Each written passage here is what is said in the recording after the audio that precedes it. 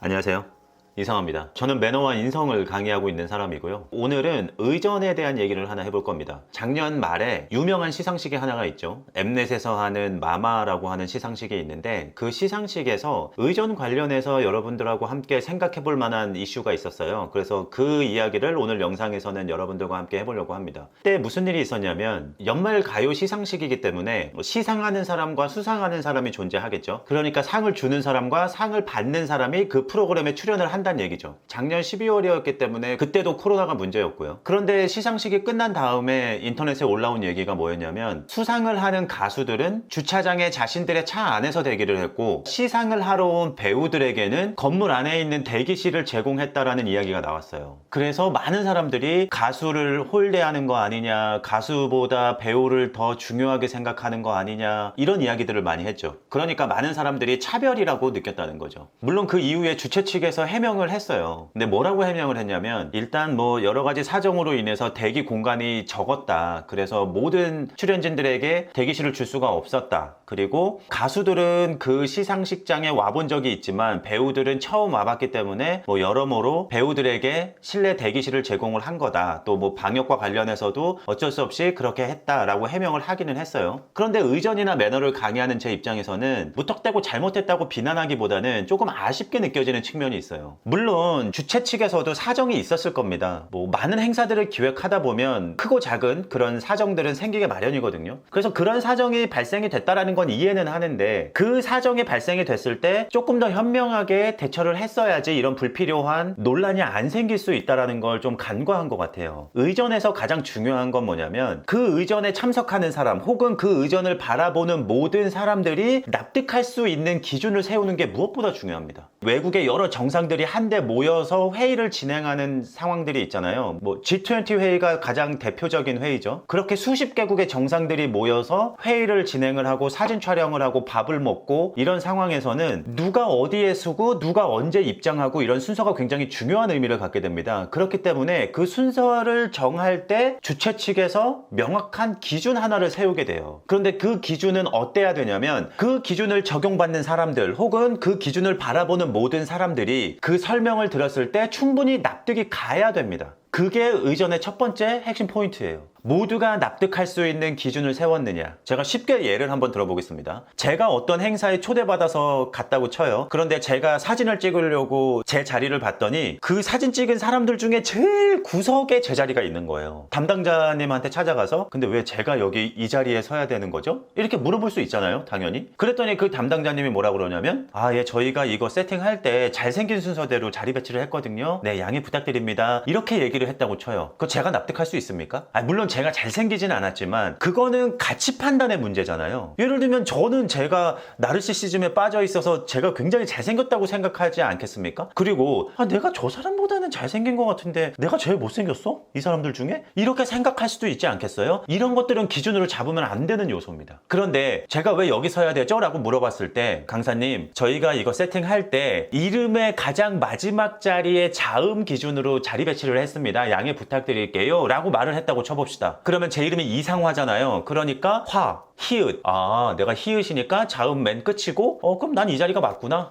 사진 찍어야지. 이렇게 납득이 되는 거죠. 이건 예를 들어드린 거예요. 그 어떤 의전에서도 이름의 끝글자의 자음 순으로 하지 않습니다. 그래서 많은 회의나 많은 행사에서 자리 배치를 할 때 가장 많이 쓰는 게 뭐냐면 그 사람 이름의 가나다 순, 그 국가 이름의 ABC 순, 이 순서대로 제일 많이 합니다. 이런 관점에서는 이 마마 대기실 배치를 할 때 오케이, 어쩔 수 없이 일부는 대기실, 일부는 차량에서 대기를 해야 한다면 그나마 생각해 볼 수 있는 기준은 가수와 배우가 아니라 참가자들 이름의 가나다 순 혹은 참가자들이 연예인으로서 활동을 하는 사람들이잖아요. 그러니까 뭘로 기준을 잡을 수도 있어요? 활동 기간이 긴 사람들, 그러니까 데뷔를 가장 일찍 한 사람들 순으로 먼저 대기실을 배치하는 것, 이런 것들은 기준이 될 수가 있죠. 왜냐면 이건 누가 들어도 납득이 가능하니까. 그리고 이런 경우에는 자동차와 대기실이라는 육체적인 편안함과 연결이 되는 의전이잖아요. 그렇기 때문에 참가자들의 나이 순, 이것도 기준이 될 수가 있겠죠. 그러니까 마마에서 이렇게 했어야 된다는 얘기가 아니라 일반적인 의전 기준을 말씀을 드리는 거예요. 예를 들어 드리는 겁니다. 제가 지금 얘기한 납득할 만한 기준이 어떤 게 돼야 되는지 이해가 되시죠? 또 하나, 그렇게 모두가 납득할 수 있을 기준을 하나 세웠다면 그 다음 과정은 뭐가 돼야 되냐면 그 기준을 모든 사람에게 동일하게 적용해야 된다는 겁니다.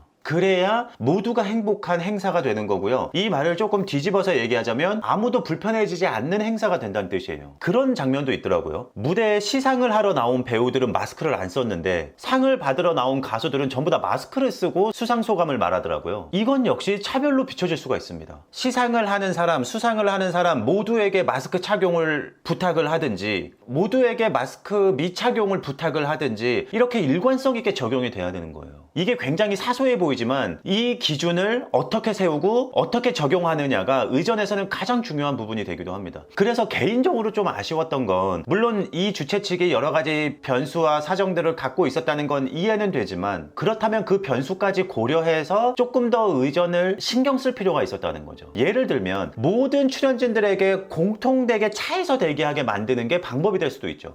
왜냐하면 대기실 공간이 부족하니까 모든 사람들에게 대기실을 줄 수 없었잖아요. 그런데 모든 사람을 차에서 대기시키게 할 수는 있었을 거란 말이죠. 상대적으로 건물 안의 공간보다는 주차 공간을 확보하는 게 더 쉬울 테니까요. 만약에 그랬다면 이런 불필요한 차별 논란은 없었을 겁니다. 예를 들어 드리는 거예요. 그리고 어떤 뉴스 기사에서 대안을 제시를 했던데 그 시상자가 출연하는 시상 장면을 사전 녹화를 했으면 어땠을까? 또는 코로나 시국이니까 다수의 시상자가 이 행사에 참여하는 게 무리가 있다라고 생각이 들면 아예 그 시상자 없이 다른 방법으로 예를 들면 특정 진행자가 모든 시상을 전담하든가 아니면 시상자 없이 상을 수여하든가 이런 방법들을 썼으면 어땠을까? 지금은 특별한 코로나 시국이기 때문에 그렇게 진행을 했어도 그 방송을 보는 사람들이 이해를 했을 거란 말이죠. 이런 식으로 조금 더 깊게 생각을 했다면 공간에 대한 차별 논란은 없었을 거라고 생각이 들어요. 물론 대중에게는 차별 논란이 생겼지만 막상 그 행사에 참여한 가수들이나 배우들은 주어진 의전을 그냥 자연스럽게 받아들였을 겁니다. 설마 배우들이 먼저 실내 대기실을 요구했을 리도 없고요. 그 다음에 가수들이 왜 우리 차에서 대기하냐라고 항의하지도 않았을 거예요. 불편함은 느꼈을 수 있겠지만 그러면 의전하는 사람 입장에서 야 참가자들이 아무렇지도 않아 하는데 이 정도면 괜찮은 거 아니야? 라고 생각할 수 있지만 사실 의전은 그 의전 속에 있는 사람들도 있지만 그 의전을 바라보는 사람들이 있어요. 그래서 그 의전의 평가는 참가자들도 하지만 그 의전을 바라보는 대중들도 하게 됩니다. 사실 이런 부분 때문에 의전이 어려운 거기도 해요.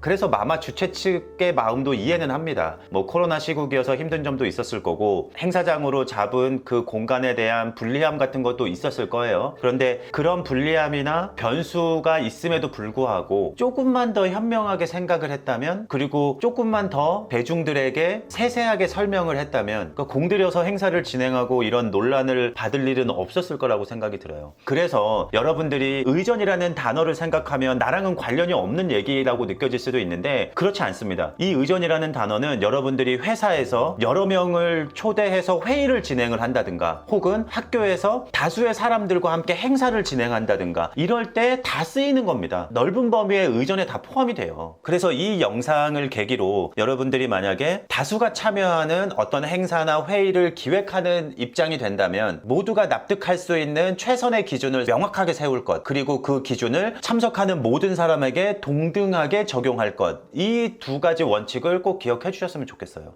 자, 오늘 영상은 여기까지고요. 여러분들 하루하루 건강하시고 또 하루하루 즐겁게 의전하시다가 저는 다음 영상에서 또 찾아뵙도록 하겠습니다. 지금까지 이상화였습니다. 감사합니다.